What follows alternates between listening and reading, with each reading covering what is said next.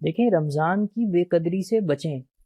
میں کچھ ایسی حالات ہیں جس کا میں تذکرہ آپ سے کر دیتا ہوں جو رمضان کی بے قدری کے اسباب ہیں۔ بعض لوگ آتے ہیں اور وہ پوچھتے ہیں کہ بھئی ہم تو بہت سخت کام کرتے ہیں اور اس میں مزدوری ہوتی ہے، دھوپ بھی زیادہ ہوتی ہے، تو کیا ہم پہ روزہ ساقط ہے؟ کیا ایسا ہو سکتا ہے کہ ہم روزہ نہ رکھیں؟ اور وہ ایسا کرتے بھی ہیں کہ وہ روزہ نہیں رکھتے، اور وہ عذر یہ دیتے ہیں کہ چیزیں بہت سخت ہوتی ہیں۔ کچھ لوگ ایسا کہتے ہیں کہ ہم جو ہے نا وہ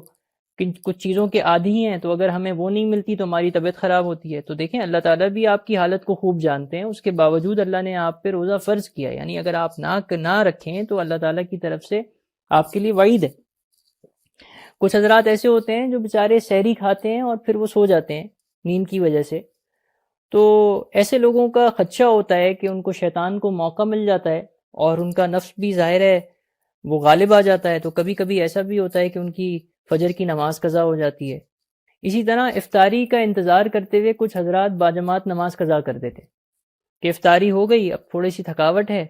تو اب مسجد جانا مشکل لگتا ہے، ظاہر ہے پیٹ میں کچھ کھانا آیا ہے تو اب جانا تو ممکن نہیں ہے کیونکہ بوجھ محسوس ہو رہا ہے، یعنی وہ سوچتا ایسا ہے، نفس ان کو اس طرح سوچواتا ہے اور پھر ان کی نماز باجماعت قضا ہو جاتی ہے۔ خبروں کے نام پر بہت سارے لوگ ایسے ہیں جو کہ ٹی وی دیکھتے ہیں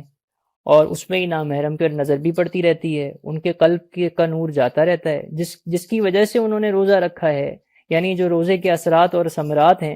وہ زائل ہوتے رہتے ہیں۔ بہت سارے ایسے لوگ ہیں جو شاپنگ کرنے کے لیے بازار جاتے ہیں، کھانے پینے کی چیزیں اور دیگر چیزیں لینے کے لیے، اور وہاں پہ وہ اپنی نظر کو آزاد چھوڑ دیتے ہیں، تو ان کی بھی نظر خراب ہوتی ہے اور اس کی وجہ سے ان کا دل سیاہ ہوتا رہتا ہے۔ کچھ ایسے لوگ ہیں جو اخبار بینی کا بہت شوق رکھتے ہیں، تو ان کو تصویریں نظر آتی ہیں ظاہر ہے اخباروں میں، تو اس کی وجہ سے بھی ان کے دل پر اثرات پڑتے ہیں۔ تو ان ساری چیزوں سے جو نامحرم کو کی نظر پڑنے کے اسباب ہیں ان سب سے اجتناب کریں۔ اچھا، کچھ لوگ ایسے ہوتے ہیں جو بیچارے پیاس اور بھوک کی وجہ سے وہ یہ کہتے ہیں کہ جی ہم اپنا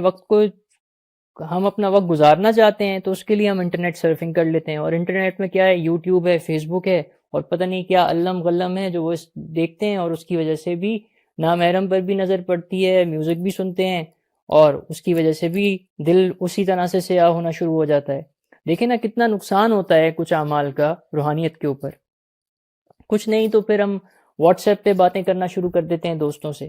بلکہ یوں بھی ہوتا ہے کہ کچھ لوگ ایسے ہیں جو نامحرم سے واٹس ایپ پہ باتیں کرنا شروع کرتے ہیں۔ بھائی خدا کا خوف کریں، یہ انتہائی بے قدری ہے اس مہینے کی۔ اگر آپ کو وقت اپنا استعمال کرنا ہی ہے اور آپ کا وقت نہیں گزرا تو کلام اللہ کی تلاوت شروع کر دیں، بلکہ جو آنے والا وقت ہے رمضان کے بعد اس میں بھی ان نامحرم سے تعلقات کو ختم کریں۔ اسی طرح کچھ عورتیں ایسی ہیں جو کام کاج کرنے کے دوران وہ قوالی لگا لیتی ہیں یا ایسی نعتیں لگا لیتی ہیں جو کہ میوزک کے طرز پہ ہوتی ہیں، تو یاد رکھیں کہ یہ چیز بالکل ٹھیک نہیں ہے، کیونکہ حضور صلی اللہ علیہ وسلم نے ساز کو حرام قرار دیا ہے امت کے لیے، اور یہ گناہ ہے۔ اس کی مثال تو ایسی ہے کہ کوئی آدمی اللہ نہ کرے مسجد کو باتھ روم کے طرز پر بنائے، تو آپ کیا اس کو شاباش دیں گے یا اس کو سمجھائیں گے؟ اسی طرح حالت حاضرہ کی باتیں کرتے ہوئے بہت سارے لوگ ایسے ہیں جو آپس میں غیبتیں کرتے رہتے ہیں۔ اس غیبت سے نہ ملک کے حالات بہتر ہونے ہیں، نہ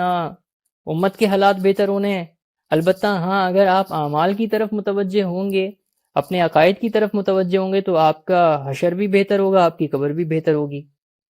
بعض لوگ ایسے ہیں جو یہ فرماتے ہیں کہ بھئی ہمیں تو بڑا روزہ لگ رہا ہے، ہماری سحری نہیں ہو پائی، بہت مشکل ہو گیا تھا اٹھنا، اور اس کی وجہ سے جو ہے وہ پانی بھی نہیں پی پائے اور کھانا بھی نہیں کھا پائے۔ تو یہ جو شکوے شکایتیں ہیں یہ بھی اللہ تعالیٰ کو پسند نہیں ہے۔ کچھ ایسے حضرات ہیں جو بیچارے روزے کی وجہ سے، تھکاوٹ کی وجہ سے وہ غصہ کرتے ہیں اور سڑکوں پہ لڑتے ہیں، تو دیکھیں بھئی اس میں بھی یہ صبر کا مہینہ ہے، اللہ سے مانگیں اور صبر کریں۔ اور بالخصوص یہ جو آج کل کی پارٹیز ہوتی ہیں بلا وجہ کی، اس سے بڑا اجتناب کریں۔ ایک تو اس میں وقت بھی ضائع ہوتا ہے، اور بہت ساری جگہوں پہ تو ایسا ہوتا ہے کہ وہاں پہ نامحرم آئے ہوئے ہوتے ہیں، یا ایسی خواتین آئی ہوئی ہوتی ہیں جو کہ جن پر آپ کی نظر پڑ رہی ہوتی ہے۔ وہ ایسی دعوتیں ہوتی ہیں جہاں مرد اور عورتیں اکٹھی ہوتی ہیں، اور بالخصوص یہ جو آخری کے دن ہیں اس میں شاپنگ پہ جانے سے اجتناب کریں۔ جو بھی آپ کو شاپنگ کرنی ہے وہ رمضان سے پہلے کر لیں، اور اگر آپ نے رمضان سے پہلے شاپنگ نہیں کی تو اللہ تعالیٰ نے آج کے زمانے میں تو بڑی اچھی اپرچونٹی دی ہے، آن لائن شاپ کر لیں جو بھی آپ کو کرنا ہے۔ لیکن اپنے وقت کو خدارہ بازاروں کی نظر نہ کریں، اور اس طرح سے جو ہے نا وہ اپنے وقت کو کی بے قدری نہ کریں رمضان کے معاملے میں۔